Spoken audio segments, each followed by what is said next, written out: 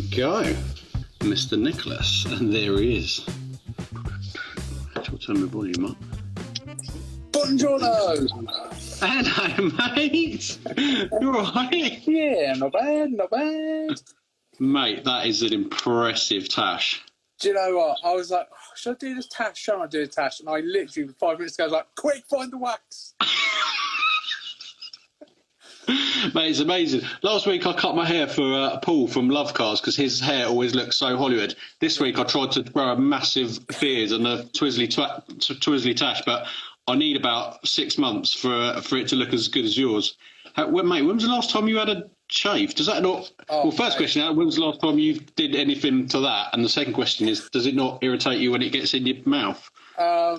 It does a little bit irritate me when it gets in my mouth, but that's when I know I need to like give it a little trim. So I tend to trim this a little bit. Problem is, okay, so this bit I will quite happily sort of shape because that's a nice and easy thing to do. Yeah. But I had a near disaster with actually the main beard a little while ago, and I was like, no, that's it, no, my barber can touch that. So I leave it up to Marcus at Barbershop Botanicals. He looks after my beard. Oh wow. Yeah. Mate, I didn't realise you could get a beard like shaping, dressing, whatever. Yeah, so it's like at the moment it's a little bit too Wookiee like. It's a bit too freestyle at the moment, but a bit too Wookiee like. Yeah, we'll soon amend that. Oh, bless you, mate. It looks very impressive, mate. It says Tiff Needell's just joined. Hello, Mr. Tiff. I had a mega chat with your buddy Paul yesterday. I hope he didn't say what he said that he was gonna tell you that I'd said to Paul. Yes, no. Hopefully that we didn't go down that rabbit hole. First of all, Mr. Nick, how are you? Yeah, I'm all right, mate. I'm all right. It's things are slowly starting to get back to sort of normality, and companies going, oh, we haven't done anything for like a year. We ought to start getting some stuff like sorted. When do you need? Let's get on top of next week. Really? Oh, dude. Oh, Tiff said heard all about you guys. Hopefully from Paul, and hopefully all good. Yeah. So you presumably you're good to go. You just got to charge your cameras up and run out the door. Yeah, it's that sort of things is really easy, but it's where you can get very quickly in a bit of a sticky situation is when you've got go do all those shoots. You've got to edit them, and that takes the time. So you've got to make sure when you do a shoot that you know that you've got enough time to then edit it all out afterwards. Before I've got all this jotted down because I had to think. Well, I was delivering my Spuds today, and I was like, oh, hang on, I better ask him about that, or I better ask him about that. So I jotted a few notes down while I wasn't driving, obviously.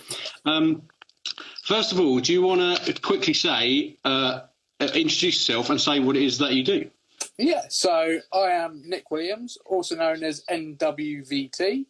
I am a freelance automotive photographer and content creator who also does other things apart from automotive. That's just my main thing. Right, the first question is literally top of my list. Why VT? Obviously, NW is you. What's the VT? Yeah. So it used to be... Videotape. No. I say way simpler. It's only simpler because I've known about it for 10 years. So I used to be Nick Williams Virtual Talk, which is where I used to create a lot of like Photoshop renders and stuff. So like you see all the crazy, now it's like an in thing where people are doing all these crazy Photoshop cars. I was doing that like over a decade ago. And when I decided to move forward, I wanted something that was a bit more professional, but I was too tight to go and buy a new domain name. So I changed it to the Visual Talk because my photography does all the talking. So. Oh, I see. I've just had a request from LoveCars to join. Mate, you had more than enough time last week. However, if you're still watching, at the moment, within about an hour of getting off of our thing, after you nicknamed me Spud Muffin, I went and bought this for you. Nick, you haven't seen this yet. Check this out. Way!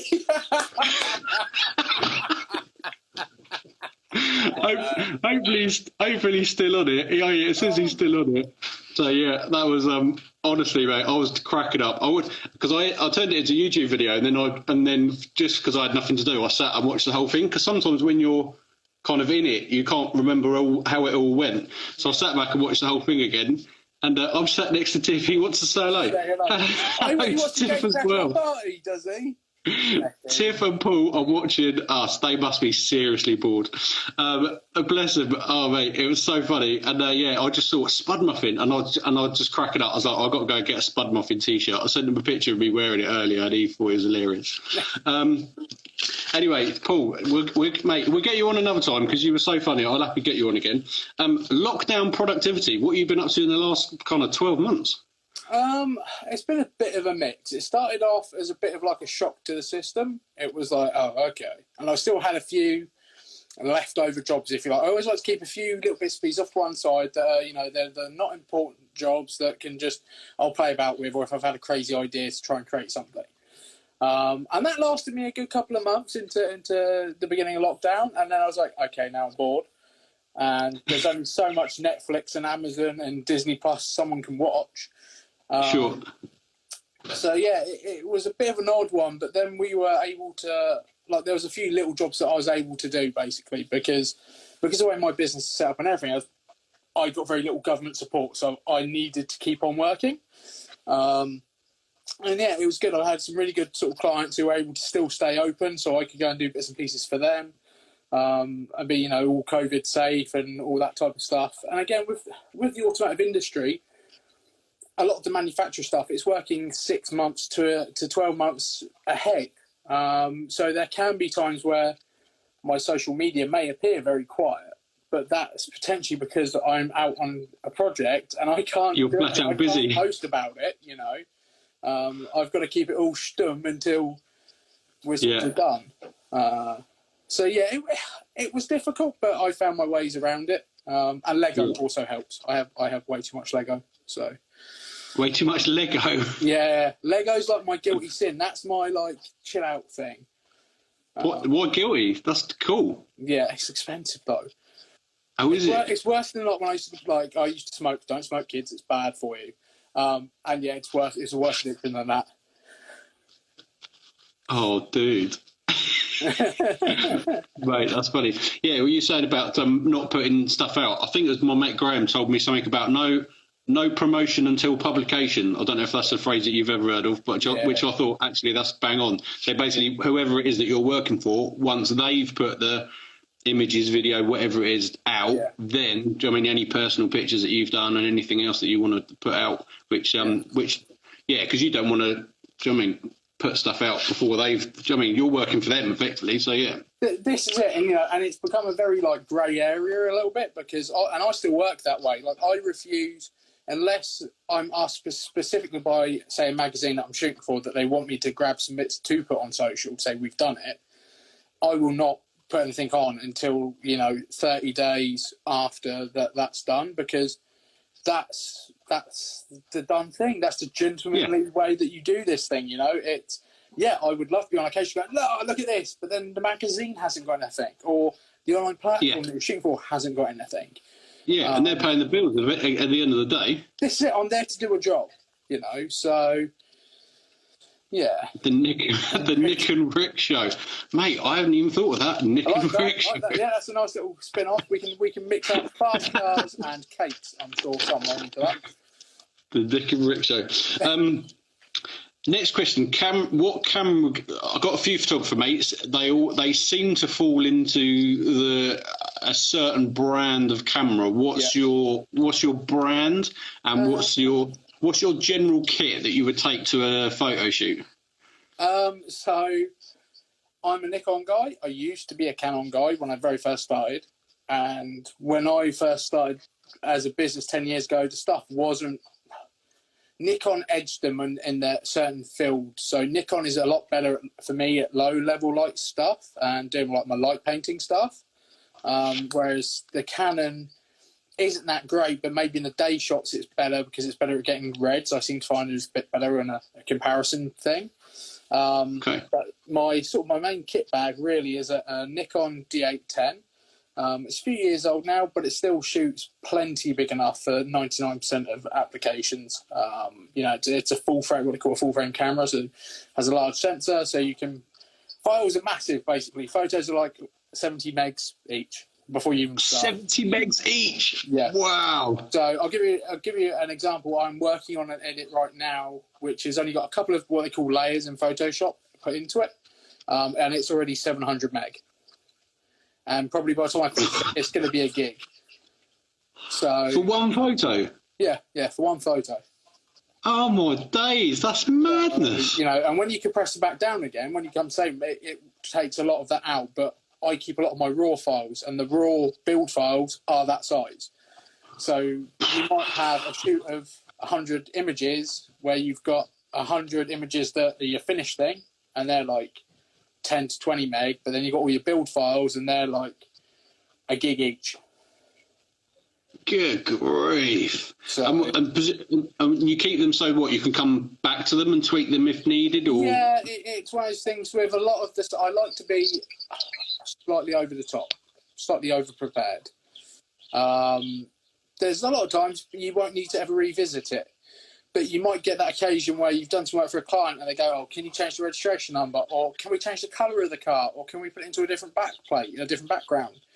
So I'm going over the top with my edits because I know that there's potential that a client will come back and go, "We love it. Can we tweak it? We want to reuse it." Which is nice, So, yeah, it takes up a lot of storage space, but it's worth it. So, how big is your hard disk? Oh, mate, I've got. At the moment, I'm mostly external little drives. At the moment, I've got to get a new what they call a RAID drive, which is like a server. I've got to get a new one built, basically. But I mean, I've got terabytes upon terabytes of drive, and there's another 15 to 20 on the shelf, plus some big boys. I've got a few of these as well. Oh no, that one's plugged in. We won't grab that one. We'll grab that one. Got a few of these. Oh my day! So, yeah. And how big are they each? So those silver ones are like I think 10 terabytes. 10 terabytes each. Yeah. And then these are like probably 2 to 5s. And that isn't everything. That I've got more in another room. That's my old archive. Do you ever go back to the old stuff? Occasionally. And again, it's that thing. I'll get stuff from clients, people who've maybe at the time didn't have room to have a picture of a car printed and put on a wall. Or an event I shot. Like all my weddings I've still got all the events I cover. Festival of Speed, Revival, all that stuff I've got on drives. And the thing is, go on. And on all those drives, where do you know where to go and look? Yeah. Only in the last couple of years have I discovered, I can get a labeler and I can start putting labels on stuff. Oh, that's funny. So, yeah, a lot of my older stuff, it's give us a few days. I just need to go through a few hard drives and suss it out. Wow. I know what year it is, I know what else I shot that year. So as soon as I then open up the hard drive, if I don't see those files, I'm like, okay, it's not on here. We'll go on the next one. Sounds like you need like a secretary or something. I don't know. Yeah, I just... Mate, it was one of those things, it's a hindsight thing. It's Sure. I wish I'd been more organised when I was younger, but then I started doing this when I was 21. Like, my business was 10 years old last year. So it's the 11th year of doing what it's doing. And I had some really cool things planned for last year as well. So I'll have to put this year. Is that something that you can say on here, or you can't because it still might come out? There's some very special Italian cars. I could probably say that. Okay. Like there's probably only 2 in the country. Oh wow! And one of them is only one of that type in the country. Oh mate, what? And you still might end up doing a photo shoot for that? Fingers crossed. Oh, mega! I hope it. But that was going to be like my main. Ian. Hello, mate. We got Mr. Ian Potbag Colour going, lads. Yeah. Hello, mate. Good to see you on here, mate. This is if you haven't clicked off already, this is the reason that I'm doing these, because I had such a laugh when I did my coming up about a year ago now. I think it was like last June or July. Ian messaged me and went, "Hi mate, do you want to come on do a live chat with me?" And I'm like, "Yeah, that's a bit nerve-wracking." And it was so great to see someone outside of, well, my family and because I was still delivering potatoes, all event work was cancelled. Yeah. Spud's had a haircut. Mate, I cut my own hair. I try and keep it super short on the side. I haven't cut it since, like, last week. I cut it for Paul because his hair always looks so Hollywood. So I do, like, the longest grade on the top and then like a grade nothing on the sides and then do the same with the beard. Not that Nick's hair has seen clippers since about 1985. It's like way too long, man. Whoa. Love you both. And you too, buddy. Mate, yeah. So, yeah, basically after my Instagram with Ian, I was like, there's got to be something to do. I could make, do you know what I mean? I know loads of people on Instagram. Let's start getting people on and start having a chat. And in fact, the first person that I asked who said, yeah, I'm up for it, but I can't do it now, is still yet to come on. We're up to I think this is number 7 or 8. I was saying 7 or 8, yeah. I think it's about 7 or 8. I think this is 8. I think Paul last week was 7. I can't remember, but yeah, and I've still got people to come on. And again, loads of people said they come on, but like Paul, I was chasing for like 2 weeks. Oh, we can do Monday. Oh, actually, I'm busy now, and people are starting to get busy now. But I still get them on at some point when they're free and I'm free. I'll still get around. Excellent background, Nick. Look at that. It's only a few of his pieces. Only 1 or 2. Wow. Mate, is that the original? That's the original, presumably. No, I wish it was. I wish it was the original. Really? Yeah, that's on it's a print on dye bond on aluminium.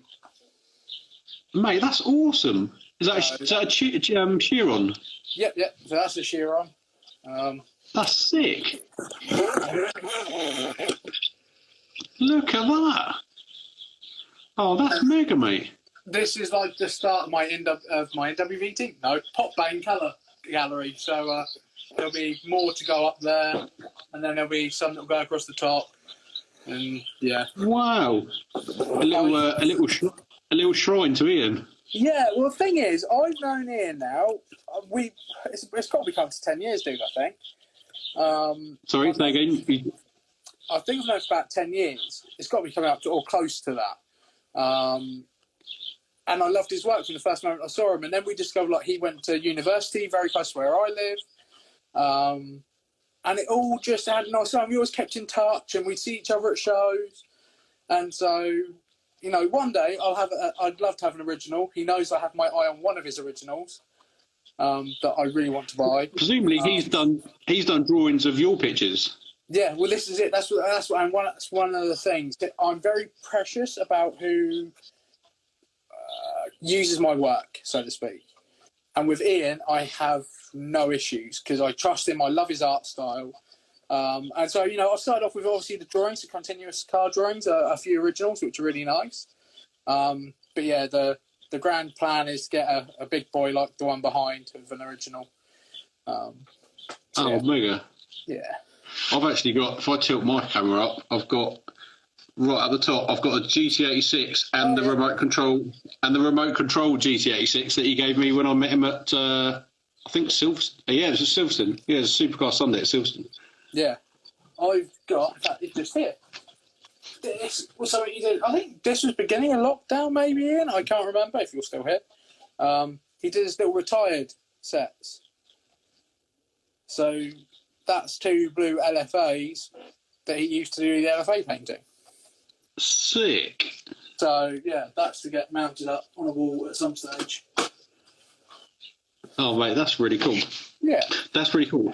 My next question, you touched on it already, editing time. I watched, you did a live with somebody else, and forgive me, I can't remember who it was. The name slips me. But you were talking about editing time, and because presumably, obviously, for you, maybe part of the photography is also doing the editing. Because in my mind, you could take a really good photo, send it to somebody else, they could edit it really badly, and then put out the photo with your name on it, and you go, that looks crap, but that's not my work, because it's technically you press the camera shutter, but whoever's done aftermarket stuff is after post production stuff, whatever you call it, is then kind of messed it up. So do you try and do all your own editing? Yeah. So one of my, I don't want to say it's a bugbear, but for me, I'm all from a world of film. Okay. So for me as a photographer, the job isn't done until you hand the client the finished photo, the finished image. Yeah, so, back in the old day of films, it was a case of you take your 35 shots and you go put it in the black room and you develop it, and then you give do any little exposure tricks you need to do, and then you give it to the client. And today, it should be the same. It should be like I do, which is where you go and do a shoot, you then come home, you load up all your raw files, which is like loading your film into a development tank, and you do your first batch of corrections, and then I put it into Photoshop to refine it, and then I hand it over. And there are a lot of people who work for different companies and etc., who will literally go out, do a shoot, and then the images get passed to somebody else, and that person deals with all the editing, and then it goes to another person post-production. And the thing is, for me as a photographer and a creative, I have a specific picture in my mind when I'm taking that shot. So I know when I've taken a shot, I know how I want it to look. So yeah, it's for me. I don't want to say I'm overly precious, but that's the way I like to work. And I think you get a better bond and a better end result with the client, because you're knowing exactly what they want. They have told you, right, we want these images for a set of brochures, or we want this for a poster, or this is for social media. All those things require potentially different amounts of editing. With social media stuff, you'd be surprised. I've seen some very high brand stuff shot by people that, if you were to put it in print, would look awful.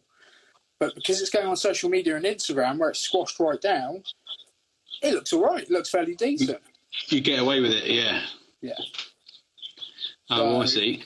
Yeah. And how long would you spend on a particular photo? Depend for each application. What would you spend? Yeah, I mean, it's so for me. Obviously, a lot of my Instagram stuff is just stuff that I've finished off anyway, that I've done as client work. Okay. But say if it's for a company who just wants some bits and pieces, just general, say they've done body work on a car or something. Very quick shots. Probably only 5 to 10 minutes maximum per shot on that. But if they turn around to me and say, right, we've just done a Lamborghini Countach, for instance, and we need like a hero series of photos of that. Well, the shoot time might be the same, but because it needs to be that much more refined and just basically perfect in every sense, that could be even just down to removing like cigarette butts off the ground and empty bottles or leaves or whatever, you're going into hours. I did a shot I edited yesterday, day before, and that was a 7-hour edit for one shot. And I went 7-hour edit. Yeah. Oh my good grief! How do you spend 7 hours editing one photo? And because you end up with different layers, different masking, and because I say you're going down to the fine detail, because this image could get blown up to the size of a double-decker bus. Wow. Okay. So I've definitely been to Blue Water, shopping centre in Kent. Okay. Yeah. So they used to have like an exhibition hall, and to get to it, you used to have an escalator. Well, there was a VW show there a few years ago called Show and Glow, and I'd done a pre-event shoot with a whole load of crazy modified VWs and stuff, and as the main image we had this split screen bus thing that was all aired out and looked mega, and we printed it up to hang from the roof of the shopping centre and came down to only a couple of feet within, like, say, a 6-foot tall person standing at the top of the escalator. Good grief. So when you've got stuff that's getting printed that big, it's got to be perfect. So presumably, obviously, for like part of it is you obviously zoom right in and trolling the whole picture, kind of like almost not quite pixel by pixel, but yeah, you're not quite pixel peeping as it's called, but you're not far off it. Yeah. And again, sometimes you don't need to, but again, it also depends on if the car has a variety of colour to it. Like at the moment, I'm looking at a McLaren 570S that I shot a little while ago, and the body is like an aqua colour, but it's got orange calipers, but the wheels are grey. And I want the wheels to look grey. So I'm going to have to mask out the wheels and the caliper, and it all takes time. This is the thing. But I'm a bit of a perfectionist, mate. I like it to be right. So I'd rather spend the time doing this stuff than necessarily doing a load of rush work. Hang on. You stopped. Oh, you're back again. No, you've gone all choppy. Oh, no. No. I can't hear you. You still there? I'm still here. Oh, yeah, there you go. You're back again. It's all right. You went all choppy, and then you paused, and then I was just like, oh no. I had this with Paul last week. And he had to go and shake his Wi-Fi box. put another 50p in a meter. Oh mate, that's madness. Yeah, you just don't think. But also, that's part of your thing. If that's the work that you're putting out, then people come to you because they want a repeat of that work. Yeah. Do you know what I mean? If you're just slapdash chucking stuff out. Say again? I was saying, like my light paint stuff, that can take almost double that amount of time, especially if it's like a black car, because I've got to pick out all the detail. You will only get so much by lighting a black car. So you have to make sure you've got all the assets, all the bits for you to build up any missing sections, because it will happen. Nobody's perfect. Nobody will ever get everything they need in one pass, or two passes, or three passes, etc. So it's all about stuff. Yeah. Good grief. And do you stipulate now that you won't pass your photos on? If you kind of say, if you're booking me, I'm editing my photos as well. Yeah. It's no questions asked. Oh no. You stopped again. Oh no, he's back again. Yeah, no, you're back. Good. I don't know. I don't know why, it was fine. I was like, everything's turned off in here. There's no other Wi-Fi. Yeah, we've got full signal. It's probably Instagram. It's sort of already stipulated, and a lot of clients know that if they want anything else doing to it, they come to me. They don't send it to somebody else for them to try and tweak it, because it won't work. Oh, okay.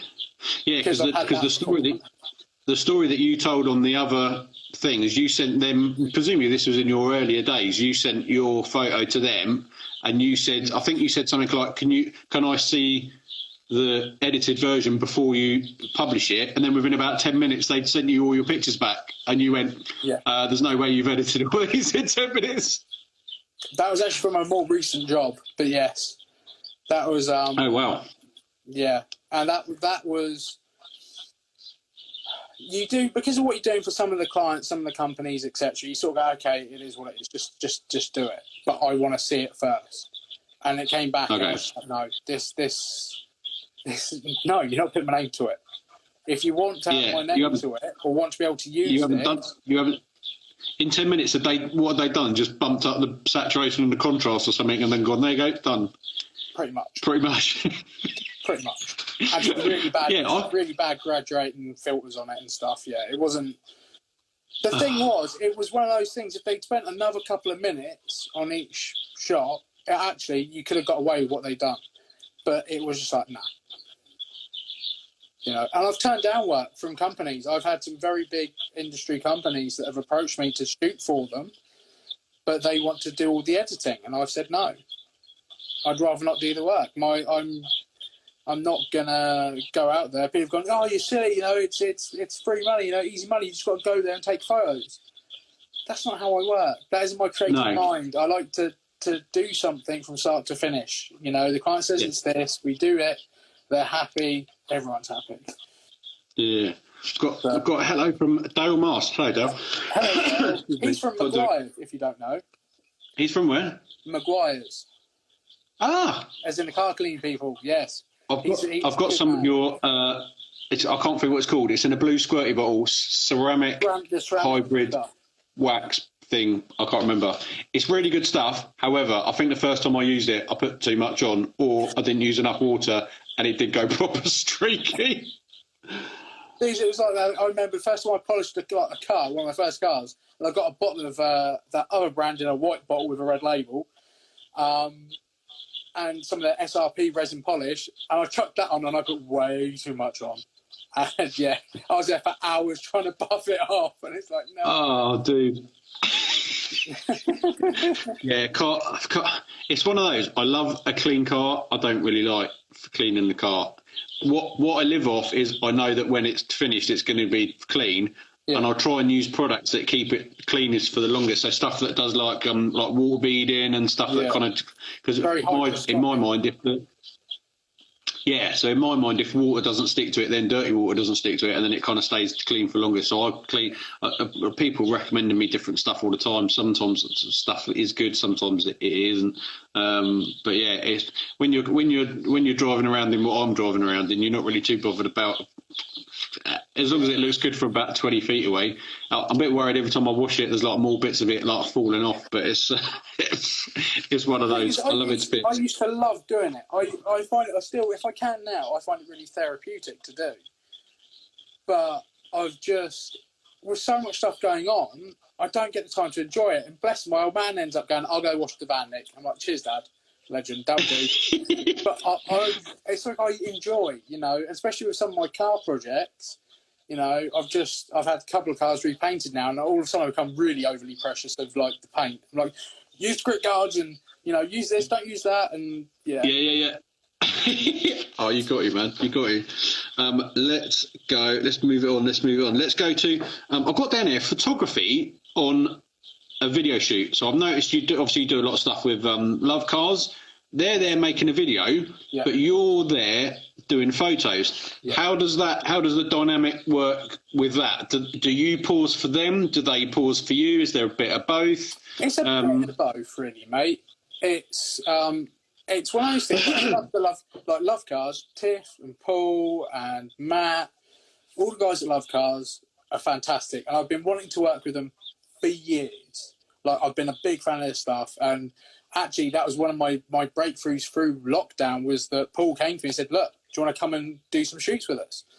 And it's just been perfect since we started doing that, and it's nice because whilst, yes, most of their content, for instance, is video, and that's what gets the traffic, it's always nice to have a really decent image for like thumbnails and for social media where you want to put up stills, because you don't always want to be putting video up. And that's where it works quite nicely. And also it gets me hands-on with some nice content again. Because one of in a slightly off-tangent direction, is that I love shooting anything. Anything with wheels, I'm happy. Unfortunately, in this social media weirdness world, apparently only supercars and hypercars get any decent views. So it's that makes sense. Yeah. A little bit more contemporary, a little bit more special, just to keep things flowing, show people, you're still doing that stuff. But I'm also shooting like new Isuzu D-Maxes and John Deere tractors. And, I'm happy shooting whatever. I love it. I love the variety. I love the fact I'm not stuck shooting super and hypercars, but I do love shooting them. Sure, yeah, makes sense. Have you done any D-Max stuff in the last week? Because a couple of my driving mates are on the launch up in. Yeah, they're in a quarry, aren't they? They're up in a quarry. I don't know. A mate of mine put some things on his Instagram. My mate Doug, he does a lot of stuff with Isuzu and Subaru as well, I think. Yeah. And he's been driving. When he put it up, I was like, mate, brilliant! He's back driving at events. Like, I just can't wait till it all kind of kicks off again, because. Just being out and about and seeing people at events and stuff is just mega. Yeah, I mean, that's the thing. Go on. Yeah, no, go on. Yeah, I was just going to say, it's like with the Isuzu thing. I've been working with Hunt Forest Group, who are based sort of over near Winchester Way, Chilbolton, and that sort of way. And that's for another mate of mine who used to work with Aston Martin Chichester, and he's now working for them. And I've gone with him. And it's amazing. I love it. We're shooting all sorts of crazy stuff. But they got one of the first D-Max deliveries in the country. So, and in typical British weather, it absolutely tonked it down all day. And with these two grey trucks, silver and a grey truck. But it was great. We got some content, and we were the first people really to get UK content out, because the truck's been out in Australia, I think, now for almost a year. So as the game market, we're quite late to the game to get new D-Max. Yeah, it's cool, and it's fun projects. But it's also another example of what an independent person can do who isn't associated with a brand. So very rarely will you see a manufacturer posting on their social media stuff from a dealer. They'll occasionally repost things from private individuals, but you'll never see it from a dealer necessarily. And that's one of the things that's been quite nice over the last few months is that Isuzu love what I'm doing. And so they have been openly sharing all the stuff I'm doing for Hunt Forest Group with all the Hunt Forest Group number plates on and everything. And it's a really nice thing because you've got the manufacturer going, we love this. This is pretty cool. You know, obviously it's free content for them, but it's great for the dealer because now the dealer's getting seen by the entire UK social media platform. So it drives sales there. So do you know what I mean? It has a nice little circle to it. But as I say, it doesn't really happen because of the way different social media teams work, manufacturers, etc. So it's nice to work with some of these smaller companies because they're actually more open to experimenting and doing different things. Yeah, instead of like, this is what we do. Yeah, and I appreciate that. You just briefly touched on it there. You said all their trucks were grey and it was pouring with rain. Is there like good colours to shoot, bad colours to shoot, good weathers to shoot, bad weathers to shoot, and then presumably one or the other means more editing, or does it ever get to the stage where it's just a write-off? Yeah. There's pretty much every colour has its prime moment and weather condition. I will try and not cancel a shoot where possible unless it's not going to work with what we had planned. So like that Isuzu one didn't really matter. The trucks look quite cool, being slightly muddy and still mostly clean. So that one wasn't too bad. For me, white's always a bit of a tricky colour because you can lose a lot of the body shape in it. Reds as well. I'm not a big fan of shooting red cars. They can be a bit tricky. All the other colours not too fast.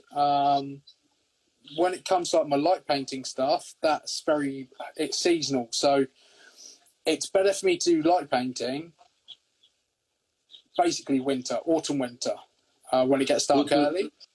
What's light painting? So that's all my night photography. So when you see like my moody photos, like that white Aston Martin Vantage and the moody looking warehousey thing.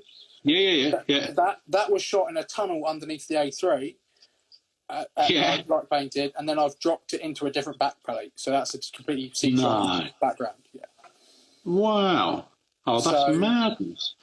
But what you get issues with, and again, what cars are made out of. So when I was doing a lot of work for Audi UK and Europe, doing stuff, is they would send me the cars and pretty open brief of what they want. I'd go and do the shoot, but if it's in the summertime, we'd be at a location, car looks spotless, it's gonna be fine. As soon as that temperature drops, the whole car condensates because it's aluminium. And that's it. There's nothing you can do. You can go low down, but that doesn't always work. So the height you want to be at, you'll get like whitening on the bonnet, a little bit on the roof, a bit onto the boot, and that's it. That's game over. There's nothing you can do. It's not rescuable. It's got to be binned off. What, you can't just wipe it down or clean it or... No, because when you wipe it, you're adding more heat back into the panel, so it condensates even faster. Oh, dude. This is the thing, and that's just one of the things. It happened a little bit on that Land Rover, the new Defender I shot for Paul. We were shooting that in a forest, and it'd been lovely. The temperature was really ambient, really nice. And all of a sudden, a fog started rolling over the hill by the edge of the forest we were shooting in. And obviously, fog, moisture, just on the top of it. And I'm like, no, we're going to have to come down a little bit of the camera just to lose that from shot. Dude. Yeah. But what's your ideal weather? You kind of just like, if it can be this. Someone said to me, not too sunny, maybe a bit of cloud cover. A little bit of cloud cover just gives you like a little bit like a soft box, so a soft light. It can allow you to, so you get just enough shadow on the ground to give it a bit of a dynamic edge, rather than it being like a really harsh-edged thing or a bit too fluffy, if you like. But again, you get nice lighting over the top of the car. If it's too cloudy, That's more a case of potentially losing colour in the car, a little bit more post-production time. Okay. I like it when it's just a nice couple like t-shirt wearing weather is the best way I can describe it. I did a shoot out in Vegas a few years ago, and that was I loved it. It's my favourite set of images, but my God, was that like hell on earth? Because I'm out in the desert. It's like 60 million degrees. I can't vape because it's too hot. Yeah. And also, you're there getting a bit stressed out. You're like, I just want it to work. Mate. I've got another LoveCars request. Should we let him come in? Oh, go on, then. This is the second video request he's had to come in. I've got a feeling that they're in a pub. Oh, you're joking. I don't know what's going to happen. Let's let him in. I've been filming, so I'm worried now. I've never done more than one person on one of these before, so I'm a bit worried about what's about to happen. Oh no, there they are. We're in the pub. Are we live? We're live. We're live from Wetherspoons. Evening, chaps. Live from Wetherspoons, amazing. That's it, the good stuff, Tiff. I'm embarrassingly toasting with a half. I've got standard milky brew, mate. Standard. Talk to these boys, Tiff. What? Do you want some photography tips from Tiff? Don't turn the bloody wheels out. Keep the wheels straight for photos. See, I always turn the wheels. Oh, dear. What else? Yeah. Don't have the presenter in the shot. Just do the car. Leave me alone.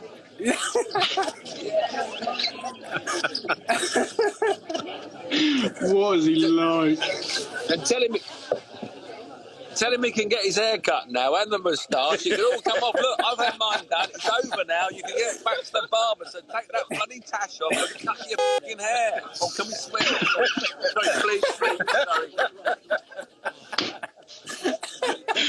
Oh, my days. What are you like? Mate, fake luck. Oh, it's all right. I'll add some cake to his next invoice. It's fine. Oh, my days. What is he like? It came up about 3 times that LoveCars was trying to come in. I was like, let's just let him in. Thankfully, he saw himself out before I kicked him out. Oh, what is he like? So you obviously know where they've been today. And you knew they were down the pub. I know exactly what they've been up to today, and it was. I'm not surprised at where they are. I mean, mate, you could go to a pub. I mean, Wetherspoons, but I mean, why not? Let's just let's go and have a pint with your mates. I mean, grief. Who'd have thought this time last year we'd be absolutely chomping at the bit just to go to a pub and go and sit with your mates and have a pint? I mean, madness. Indeed. Anyway, now we've seen Paul and Tiff on. What's he like? Now this worries me because I always do. Tiff says wheels straight, but I always think wheels turned a bit. What's your philosophy on that? It depends on the angle. Okay, so one of my biggest. Mr. McCann. Good evening, friend. You know McCann as well, mate. He knows everybody. Me and him have been working on a little something over the last few months. Oh. Yeah. Oh, I'm going to be DMing you about this as soon as we get off. So the rules are, for me, is if it's a right-hand drive vehicle, it looks its best shot from the passenger side front quarter. Okay, so steering wheel is first. Hang on.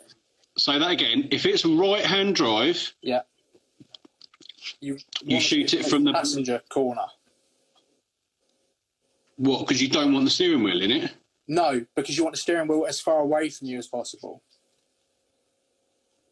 Okay. It's a really weird visual thing, but if you shoot a right-hand drive car and you shoot it from the driver's side front quarter, it can look quite bulky towards you because the steering wheel is normally that much closer into frame. But by having it the other way, it's smaller and further away, so it looks balanced. So you still have it far enough round so that you can see through the car and see the steering wheel? Yes. Hang on. Oh, sneaky preview time. Yeah. So. Oh, I see what you mean. Yeah. Sorry, when you said, I thought you said from the back quarter, but from the front quarter. Yeah. I see. So, and you come up enough so you can just about see the top of the steering wheel. Yeah. Mr. NWVT knows everything. A little bit. Katie is in a very notorious set of NWVT images. Bless her. Shot many, many moons ago. Yeah, so when it's that sort of angle, so quite a shallow angle to the car, I always like the wheel turned slightly so the face of the wheel is parallel to you. So as the photographer, it's parallel to the lens. If you could then come round a bit further where it's mostly front onto the car, and so the side is a lot shallower in frame, then I'd have the wheel straight. Or if it's head on, wheel straight. I only ever have them slightly turned if you're shooting so that the face of the wheel is parallel to you.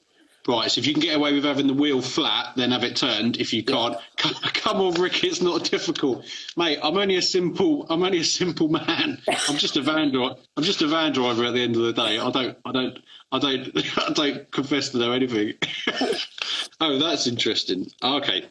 So but what Tiff means is like, and to be fair, I think it's also he's referencing to a photo we posted on LoveCars the other day of the BMW.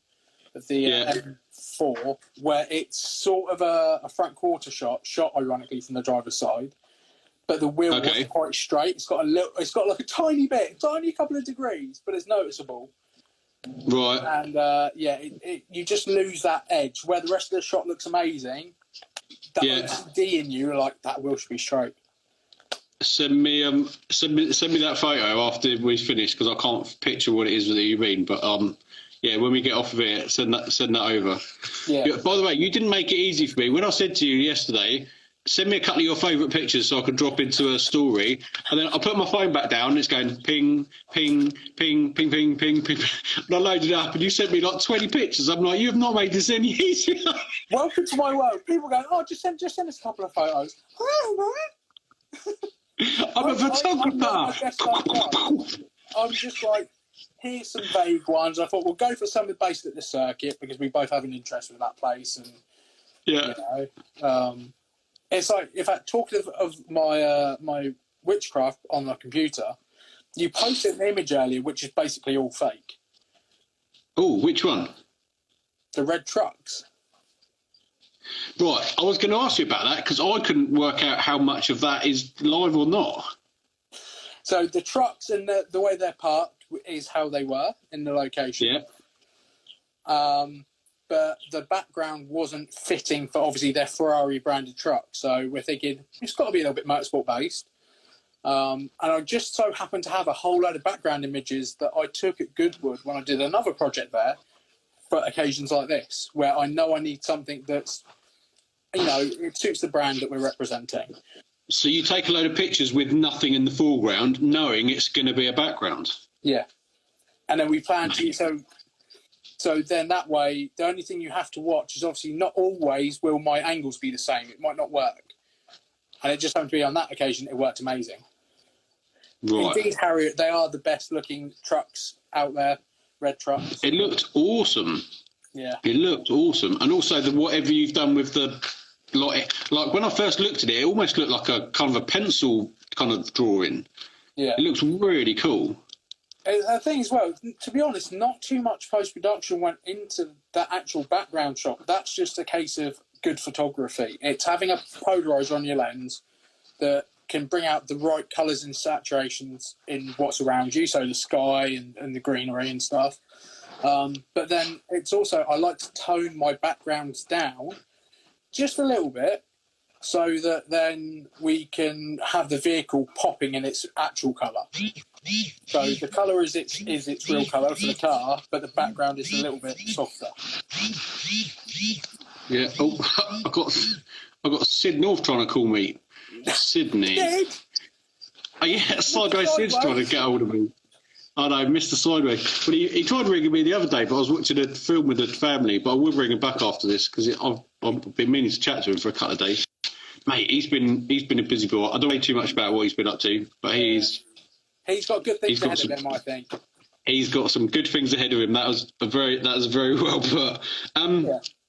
One of the questions I wanted to ask you about, I know photographers get this all the time. Well, I'll be honest, I've had it myself. Anyone seems to get it, is people robbing other people's pictures. And it does my nuts. Because as a photographer, this must really do your nut, because I've had it before where I've been trolling through. I've been to an event where there was somebody did it at Carfest, and I was at Carfest with a company that I work for, and I took a couple of really good pictures, and I tagged a bunch of people that I'd kind of stopped and seen, and a couple of kind of celebrity kind of people that were there. Yeah. And one of the celebrity people, I went back a couple of days later and I was flicking through some stuff, and I was like, oh, why has my picture come up in my own feed? And then I looked at it again, and it had their name at the top. And I was like, I don't remember getting a notification about this. And then I flicked through it, and sure enough, I wasn't tagged. I wasn't mentioned. I was like, so I put a little comment in the thing going, oh, lovely photo. Where'd you get that from? Wink. And then the photo disappears. And I'm like, just tag me in it. Just say, I mean, I've used this guy's photo, great weekend, or whatever. But go on, you carry on about that. It's one of those things where, obviously, my style is quite unique. So it's quite obvious to tell where a lot, like if it's one of my shots. Hang on, hello, what's this? Just trying to see. Oh, yes, that was me. And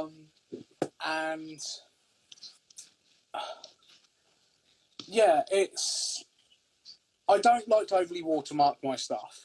So, as most people will see, when I post something online, it's like bottom right or bottom left-hand corner, and the images are about quarter of the size as a full res image. So, you could probably print them onto a postcard, and they'd be ish. You know, you wouldn't be able to use them in any way like that. But I've had people Photoshop out my watermark, crop out my watermark. There's a fantastic one that keeps popping up every 18 months or so from an event at the Westmead Hut where we used to have a Pistonheads pub club night. And we used to have some mega cars turn up to that. And there was one night we had an RS200 turn up. And, what else was it? Was it an XR2i or something? It was something Ford and fast. Anyway, it's this particular shot that at some stage someone has taken from my Flickr and saved down and cropped my watermark out, then re-uploaded. And it appeared on Max Power Memories. And people are going, oh, wow, look at this still from Forza Motorsport Horizon 4. And we're like, no. They haven't got the Westmead Hut with Lumi's bikes in the background. And people wouldn't believe me till I posted up another shot which showed it was from the following month of the RS200 against an Evo at the traffic lights about to go off up the hill. And like, there you go. There's two images. Like, you can tell it's the same editing style. Yeah. And there's only me and one other professional photographer there whose image it could have been. And I'm pretty sure that it's my shot out of it. But yeah, and it keeps on. And this thing goes like stratospheric in likes and shares. Like, I did that. Like, share the wealth back. And some, I've got to be honest, some pages and groups will go, look, hands up, really sorry, we just saw it online, we didn't realise. They'll tag me in it, brilliant. It's the people who don't bother or try and play it like stupid with it. And I've had people try and use stuff for marketing, and like we catch them out on it. No, you're joking. No, another. Is it Redbubble, where you can get custom printed stuff? Yeah, it's sort of like a Wish, but for like having stuff with imagery printed on it. Yeah. There's loads of my photos on there, and like people trying to like sell products with my imagery on, and I've had clients contact me going, "Do we not pay you enough? Why are you doing this?" I'm like, "It's not me." Yeah, don't know anything about it. It's where they've nicked it off my client's website because they haven't put any protection in. No. So yeah, it happens. Oh, you're joking. So when you sell, there's no protection from their end. So once you make the photo and send it to them, it's up because they've paid you to make those photos. The copyright is theirs, not yours. No, so I always retain 9. So I'll put it this way: 9 times out of 10, I retain the copyright because of the deal I've had with certain clients. It's more a case of they have image usage rights to be used specifically for these things. But It's when they then go, okay, we're going to upload a really huge image, which is over the top in terms of file size to their website. And then they might even put tags into it to try and get better results on Google and stuff. Well, that also triggers Google Images. So if someone wants a nice picture of an RS500 and this client's got a picture of one on their website and it just happens to be 4,000 by 5,000 pixels wide, whatever, people just go, oh, that'll do. We'll nick that. Because there's no watermark because it's on their website. Oh, no. Oh, you're joking. Oh, what a stitch up. Yeah. You know, and so that's up to the client to sort out on their website. Yeah, basically at the end of the day. And as Barra says, he said mostly waste of time. It is because it's so prolific these days, and it's really hard to actually get an end result out of it unless you can physically track them down. Yeah, because to a point, the same with anything. Once it's on the internet, it does what it wants, and then for you to then start tracking down everywhere it's gone. Yeah. To effectively, I mean, what do you try and do? Sue them, or I don't know what. Most of the time is you put in an invoice for usage, so you can see how long they've been using that image for, and then you go, okay, so I'm going to invoice you X amount. And do people pay it? Now, and then if you don't respond to this message or this email or letter within 24 hours, 48 hours, whatever, we then go up by tenfold on what's owed. And do people pay it? And a lot of the time, people will be quite quickly prompt to pay it. Some won't. Some go completely dark and you can't get hold of them. They realise that some of them realise they've been caught out and go, oh, actually. Yeah. Oh, mate, what a nightmare. Yes, and how often does that happen to your stuff? Is that like weekly, monthly, couple of times a year? Yeah, it's like a couple of times a year these days. It used to be really bad. Oh, okay. But because I've got because I've got such a good following of people who recognise my work now, right. They almost do it for me. They'll hop onto these things going, hang on, that's one of Nick's photos. And I'll get people email and go, oh, apparently we've put one of your photos on our social media or something. And I'm like, yes, you have. And then what? They take it down or? Yeah, well, like if it's on social media, if it's just like it's like this Max Powers one, it's a case of they go, okay, hands up, we're sorry, we'll credit you into it, and that's fine because at least my work is now being credited, and they're not really making any money out of it. It's when it's someone who's making money out of my work, I'm like, hang on, this is my work. Yeah, they're selling prints and mugs, and you're like, hang on. Yeah. Oh, that's interesting. Oh, okay. Yeah, no, I didn't know how that worked. Oh, that's quite interesting. What are we doing for time? Mate, we're nearly an hour already. Where's that gone? It flies by.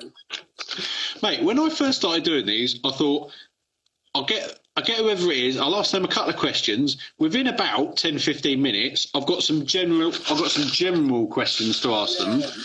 I haven't got into my general questions for about the last 4 of these that I've done. If I do, I'll get into it in about the last 10 minutes. Yeah, it's like a quick rush through.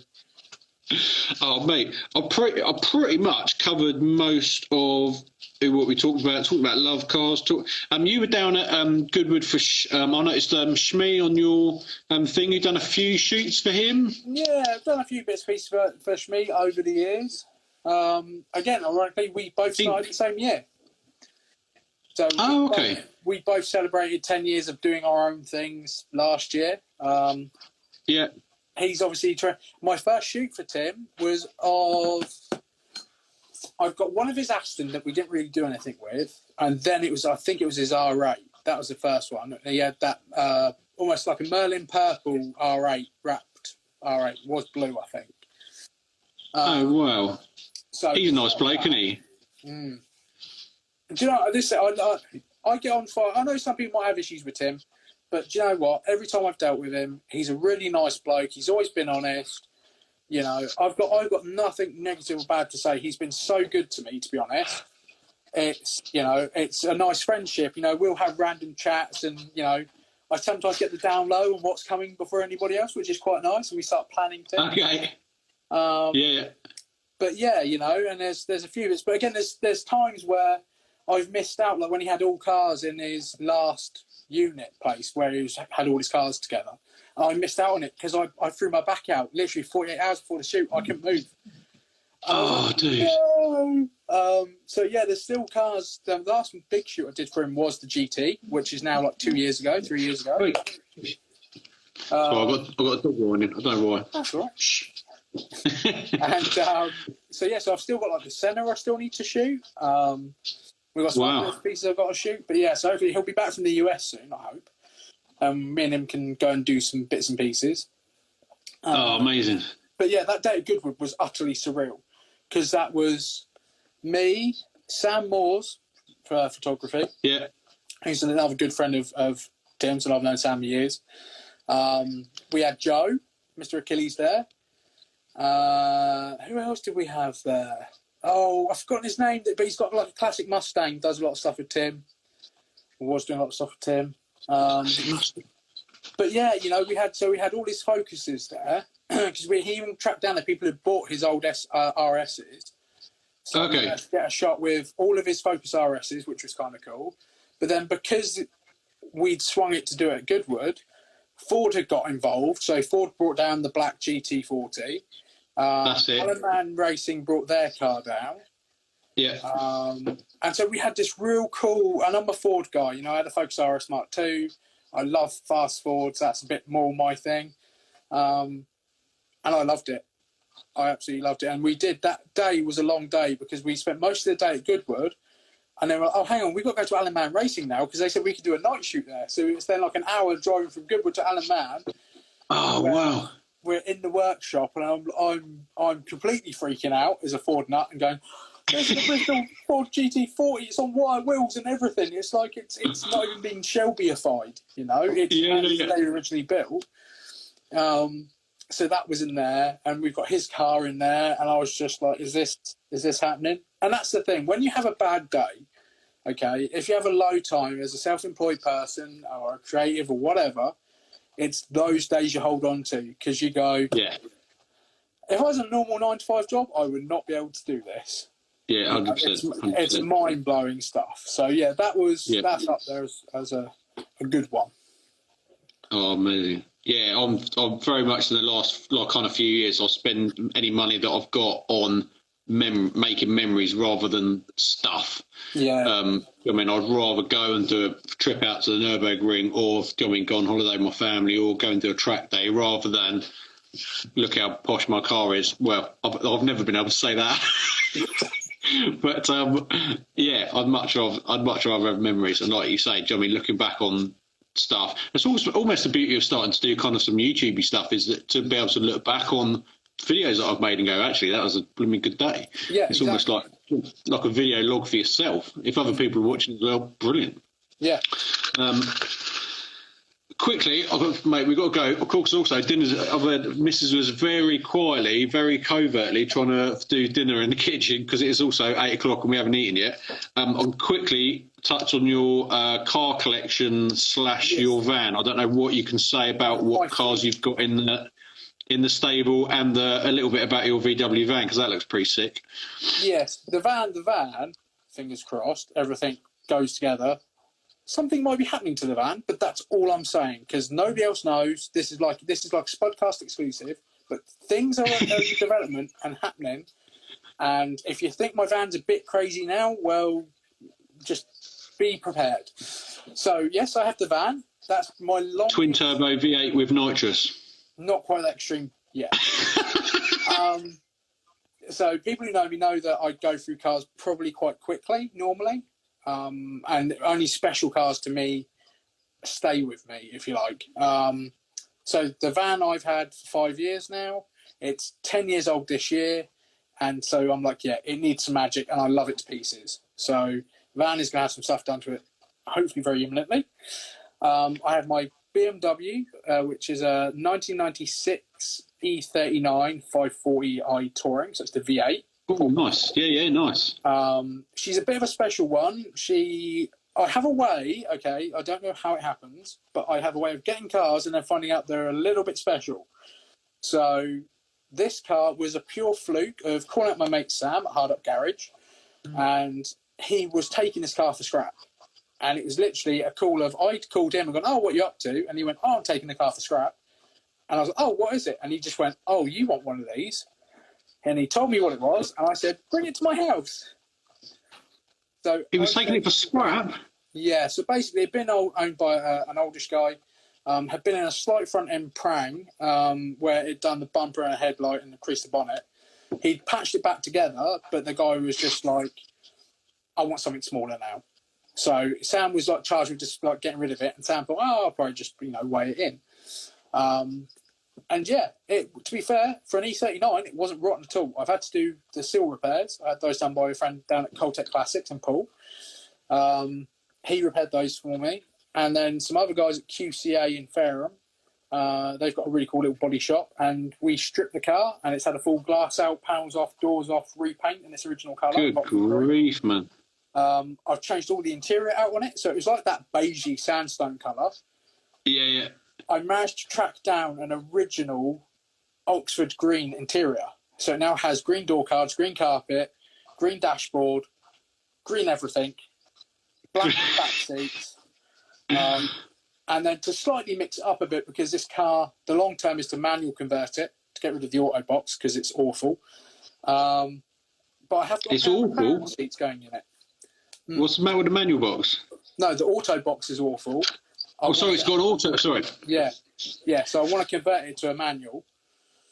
So it's just trying to find a V8 manual box is a nightmare. Probably have to get it from America, because they sold them a standard as a manual in America. How about that? Whereas we can get it over here. So we've got that. I've got my 1989 Porsche 944 S2, which again had paintwork. S2. Yeah. Good work. Yeah. I prefer the S2 over the turbo. It drives nicer. It has more. Oh, really? Yeah, it has more torque than the turbo. So the turbo is a 2.5 litre turbo, whereas the S2 is a 3 litre naturally aspirated. So pistons are like the size of my face, but it's an incredible driving machine. But sadly, it's been off the road for some time now, and man. Yeah, that needs some TLC. I've got a 1975 Mini 1000. Yeah. Enough said about that. It needs TLC. And I have a 1989 Mercedes. No, was it a 90? It's either 89 or 90. G retro thing. Mercedes 190, but it's not an E. And everyone thinks that the E badge has been robbed off the back of it, and it's not. Well, because it looks like an E. No, because they are the same, except Mercedes brought to the UK a limited amount of 190s that had a carburettor and weren't fuel injected. And that's what this car is. It was designed for like the African market. So obviously, because being out there, if it breaks down at the side of the road, it's easier to fix a carb than it is to try and fix injection. It's from what I can understand from it all. So literally a couple hundred of these ever came to the UK, and there's probably less than 10 left on the road in the UK. Wow. And unfortunately, before I got the car, it was in a very slight prang, as in the lightest of prangs. And the insurers at the time apparently decided to cat see it. So they're like, oh, it's got structural damage and all that stuff. There isn't. I went top to bottom with it. It was literally a dent in the corner of the wing and a scuff in the plastic bumper. Oh, really? Oh. Yeah. So unfortunately, it's got a marked title, but it's one thing. It's for sale. It's got to go now. So it is on the market. I'm looking for about 2K for it because it's worth it. I've seen rock boxes selling for 5 at the moment. It's ridiculous. And I'm like, look, I don't want to take the P. It's a solid car. It's basically rock free. I've gone through it top to bottom. It's got custom Bilstein suspension on it. It's amazing. It's just a little 2-litre cruiser. It's great for going down the seafront, South Sea seafront, cruising along. Perfect. Mega. So I've got that. So that's the current fleet, and I have things that I really want to get that I shouldn't get, but I want to. It sounds like you've got enough on your plate already.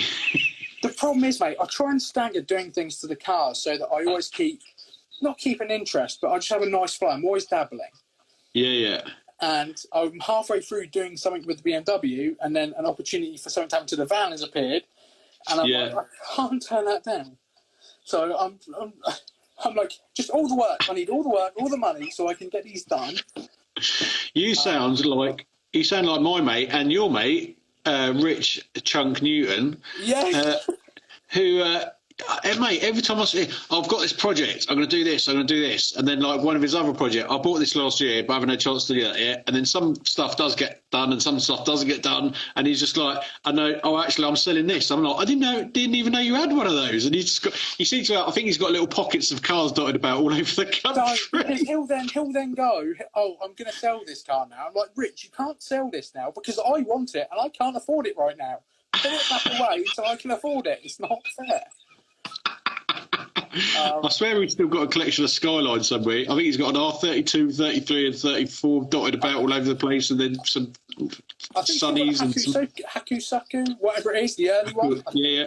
Hakusuku. Yeah, one of those. But it wasn't very pretty. And then he got a second one, from what I remember. So I think he's still got the second one.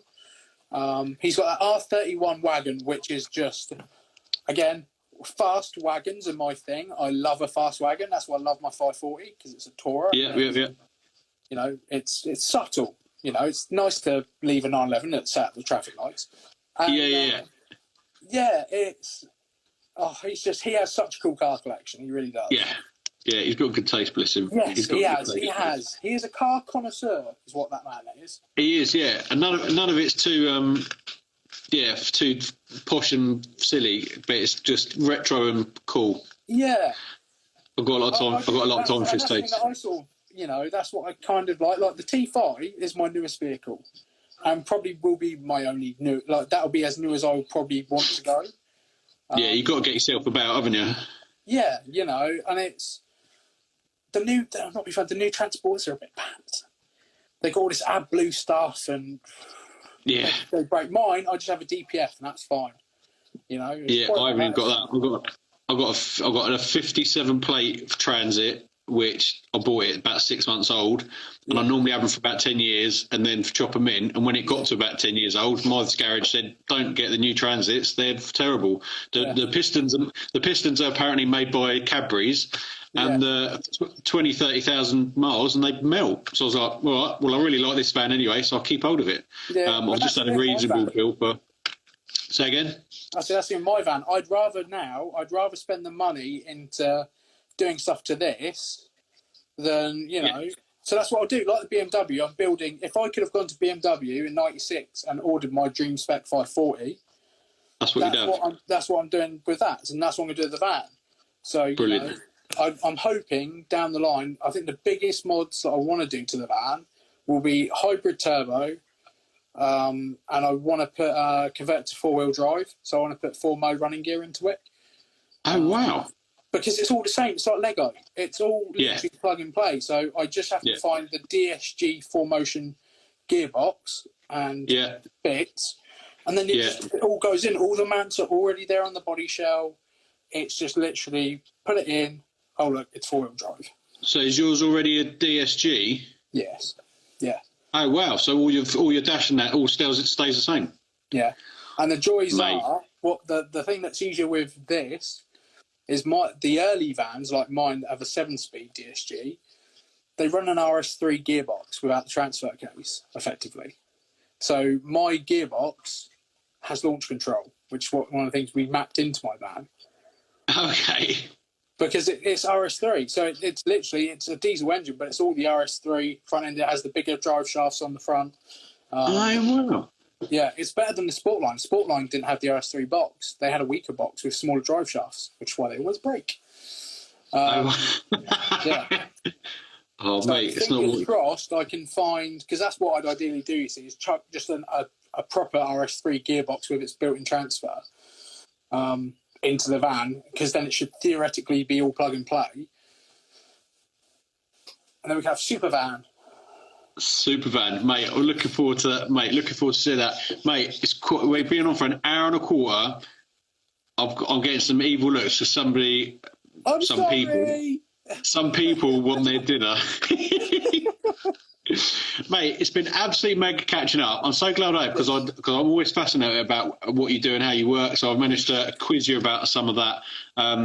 I mean, mainly for me, but hopefully some other people will be interested in it as well. Yeah. Once again, anyone that's joined halfway through, I'm going to press the right buttons in a minute and save it into my IGTV, and then in a couple of days, hopefully make it into a bit of a YouTube video as well, just for some content. Mate, hopefully catch up with you either at an event or if you're really desperate, I'll come and help you on a film shoot, hold a steering wheel. I was going to say point the camera, but you won't want me pointing the camera. I mean, I'm sure I can take some lovely photos of your transit, so maybe we can look at doing something fun. Not with my transit. I'd rather you get some better pictures of my little Honda, because that'd be really cool. Do that.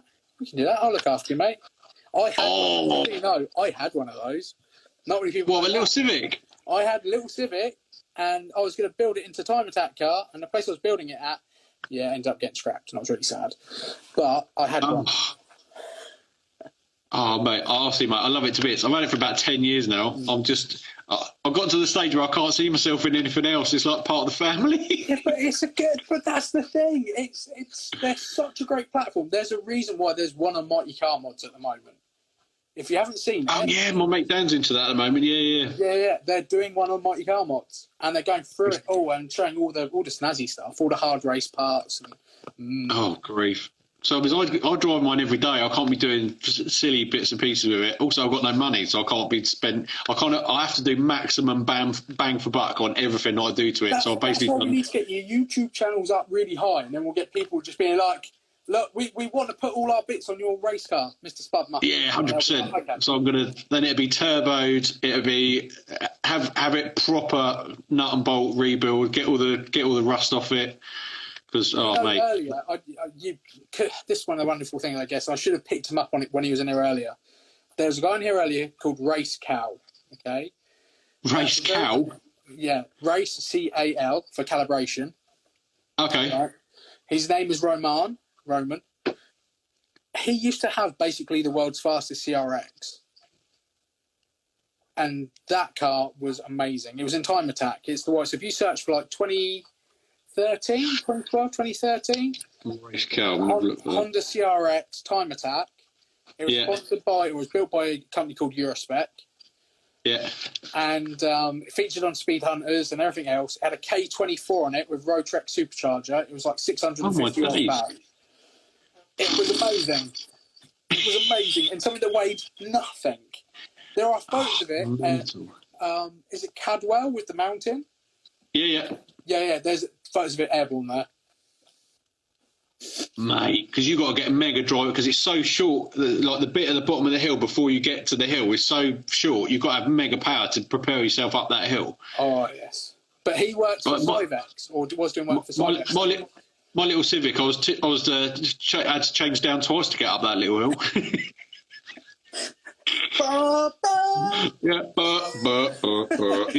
Just about creeped over the hill and then start finding some gears again. Oh, bless it, love Cadwell. Mate, we're going to be talking for another half hour if we don't get going. I've got to go down my dins. Mate, absolute pleasure catching up with you. And mate, 100%. Look forward to it, and I'll catch up with you soon, buddy. Take care, mate. No worries, mate. Take care, dude. Take care, mate. Bye.